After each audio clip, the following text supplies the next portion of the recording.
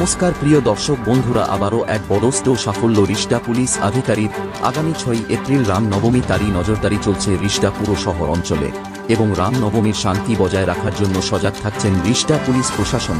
তারই মধ্যে বড় কিছু ঘটনা ঘটানোর আগেই অপরাধ মহলের কুখ্যাত দুষ্কৃতী গৌরীশঙ্কর বাড়ি পুলিশের জালে ধরা পড়ে ও তার প্ল্যান বানচাল করেন রিষ্টা থানার অফিসার ইনচার্জ সঞ্জয় সরকার ও তার নেতৃত্বে এসআই সবুজ বিশ্বাস, এসআই মানিক দাস, এসআই আবুল কালাম, এসআই অরূপ কুমার রায়।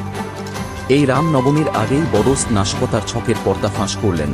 এই রামনবমীর আগে রিষ্টা শহরে কোনোরকম অশান্তির সৃষ্টি না হয় তার পুরো সক্রিয় তল্লাশি চালাতে গিয়ে গোপন সূত্রে খবর পেয়ে বৃহস্পতিবার দুপুরে রিষ্টা থানার অফিসার ইনচার্জ সঞ্জয় সরকারের নেতৃত্বে তার টিম এসআই সবুজ বিশ্বাস, এসআই মানিক দাস, এসআই অরূপ কুমার রায়, এসআই আবুল কালাম রিষ্টা মোড়পুকুর ঝিলপাট এলাকায় তৎক্ষণাৎ পৌঁছন এবং কুখ্যাত দুষ্কৃতী গৌরীশঙ্কর বাড়ি হতে সোনুকে হাতে নাতে গ্রেপ্তার করেন এবং উদ্ধার হয় একটি দেশি পাইপ গান সহ এক রাউন্ড কার্তুজ এবং জানা যায় আগামীকাল 14 দিনের পুলিশ হেফাজতে নিতে শ্রীরামপুর মহকুমা আদালতে তোলা হবে। প্রিয় দর্শক বন্ধুরা, আপনারা জানতে ও দেখতে অবশ্যই চোখ রাখুন U24 নিউজ বাংলার পর্দায়।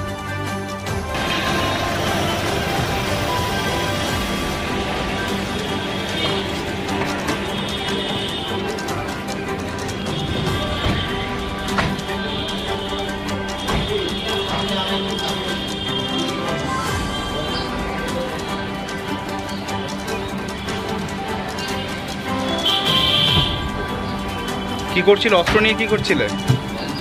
অস্ত্র নিয়ে কি করছিলে? কেন ধরা হলো তোমাকে?